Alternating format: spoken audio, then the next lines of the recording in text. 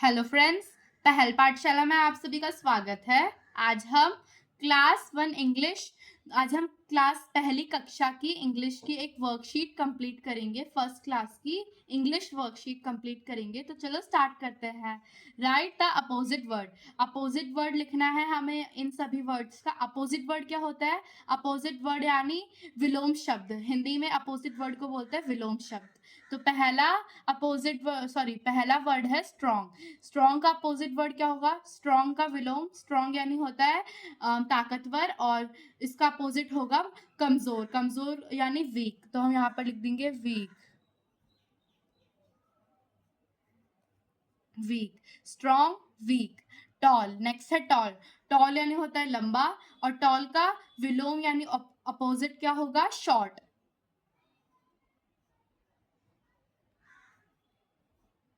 Short, toll का होगा short. Next है अगली।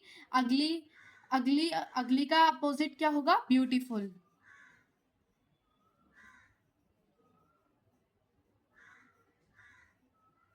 अगली का अपोजिट होगा ब्यूटीफुल। इनविजिबल का क्या होगा अपोजिट वर्ड? इनविजिबल यानी जो दिखाई नहीं देता है। इनविजिबल का विलोम होगा विजिबल। विजिबल यानी जो हमें दिख सकता है। तो यहाँ पर होगा विजिबल।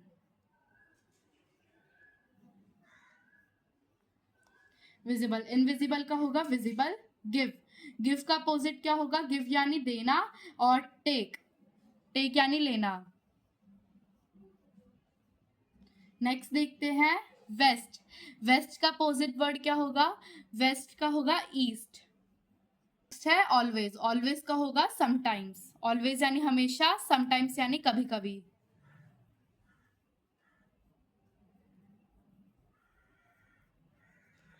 नेक्स्ट है लिक्विड। लिक्विड का क्या होगा? Solid.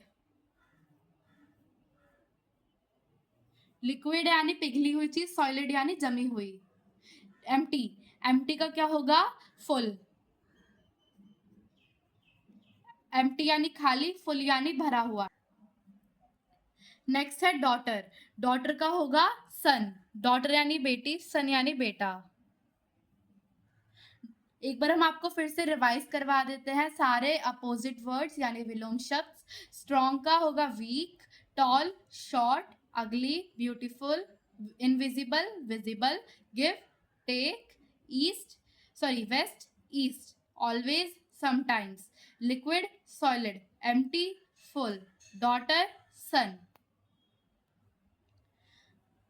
Fill the blanks with appropriate action word. हमें अब यहाँ पर ये जो 3 सेंटेंसेस दिए गए हैं, इनको यहाँ पर हमें ब्लैंक स्पेस भी दिया है। इसमें हमें ये जो 3 वर्ड्स दिए गए हैं, इन एक्शन वर्ड्स को फिल करके सेंटेंस को कंप्लीट करना है। तो the boy is dash outside, the father is dash the plants, the he is dash to the God's.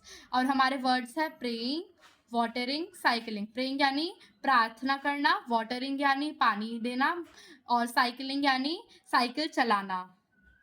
The boy is dash outside. Boy बाहर क्या कर सकता है? प्रेइंग। बाहर प्रार्थना कर सकता है? नहीं, प्रार्थना घर में की जाती है या मंदिर में। वाटरिंग, वाटरिंग बाहर पानी क्यों देगा वो? साइकिलिंग, बाहर बॉय साइकिलिंग कर रहा होगा। The boy is cycling outside.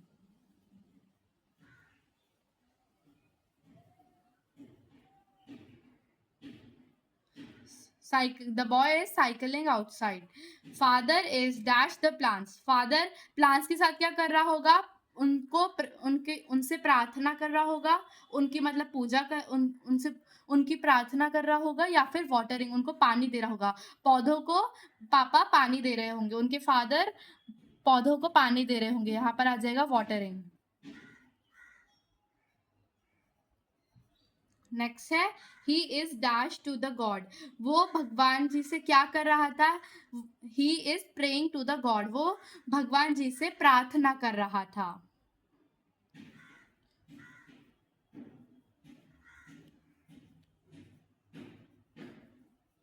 He is praying to the God.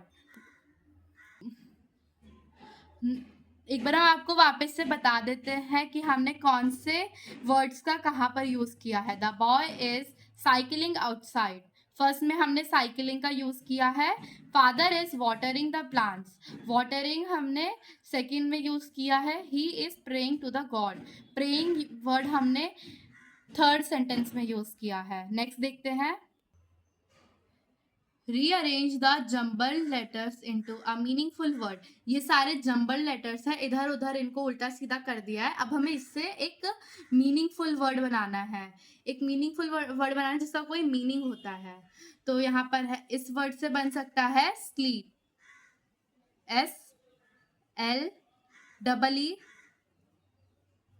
SLEEP, sleep. Next है, इससे हम बनाएंगे डांस, DANCE,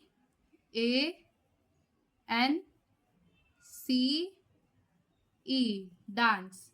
नेक्स्ट है, इससे बनेगा ड्रॉ, DRAW, ड्रॉ। नेक्स्ट इससे बनेगा सिंग, SING,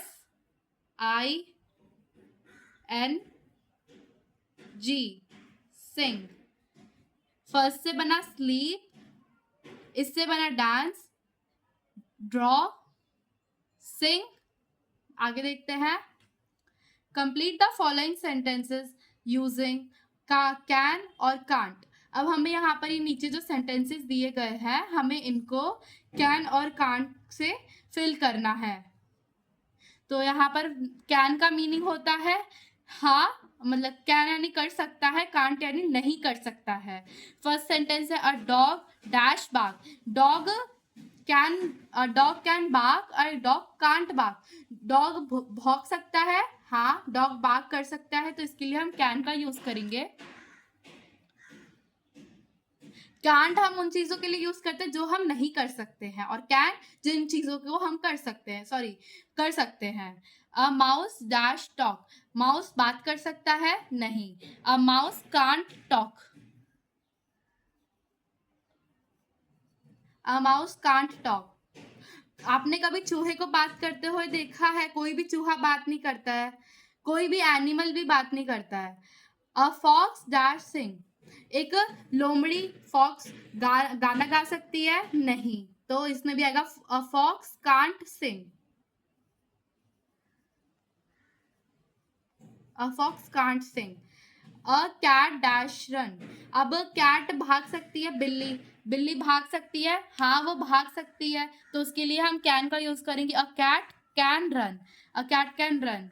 अ peacock dash dance, peacock dance कर सकता है, नहीं कर सकता है, पिकॉक डांस कर सकता है, a peacock can dance.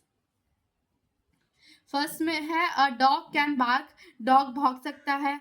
A mouse can't talk, एक जो चूहा है वो बोल नहीं सकता है, बात नहीं कर सकता है। थर्ड है, अ फॉक्स कांट सिंग, एक जो फॉक्स होता है लोमड़ी, वो गाना नहीं गा सकता, वो गा नहीं सकता है। अ कैट कैन रन, एक जो बिल्ली है वो भाग सकती है। A peacock can dance, peacock जो है मोर, वो नाच सकता है। नेक्स्ट देखते हैं, चूज द करेक्ट वर्ड। अब हमें करेक्ट वर्ड चूज करना है इन सारे वर्ड्स के लिए। यहाँ पर है sweet, hard, blue, soft, salty, loud, long, sharp. तो फर्स्ट है नाइफ, नाइफ कैसा होता है? नाइफ होता है बहुत ही नुकीला, पैना, उसके लिए कौन सा वर्ड यहाँ पर है? Sharp, knife sharp. ये सारे एक तरह से जो वर्ड्स दिए गए हैं, इन सभी के लिए ये सारे डिस्क्राइबिंग वर्ड्स हैं। पॉपकॉर्न, पॉपकॉर्न कैसे होते हैं? पॉपकॉर्न के लिए यहाँ पर सॉल्टी यूज किया है, पॉपकॉर्न नमकीन होते हैं। वेल, वेल के लिए कौन सा यूज किया होगा? वेल के लिए ब्लू यूज किया है यहाँ पर, क्योंकि वेल ब्लू कलर की होती है। नेक्स्ट है ब्रिक, ब्रिक के लिए, ईट के लिए कौन सा यूज किया होगा? ईट के लिए किया होगा, सॉरी ब्रिक के लिए किया होगा हार्ड, क्योंकि ब्रिक बहुत मजबूत और बहुत ही कठोर होती है, इसलिए। पिलो, पिलो कैसा होता है? पिलो को डिस्क्राइब करने के लिए यहाँ पर यूज किया होगा सॉफ्ट।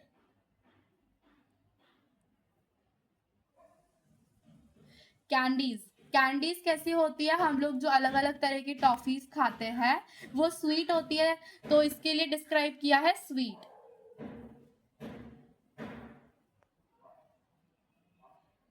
ड्रम, ड्रम कैसा होता है, ड्रम जो ढोलक होता है या डमरू जो भी होता है, हम उसे बजाते हैं तो बहुत तेज आवाज आती है, और यहाँ पर इन सभी में कुछ ऐसा दिया नहीं है बजाने वाला, और उनकी आवाज बहुत तेज आती है, तो इसके लिए डिस्क्राइब यहाँ पर किया है लाउड।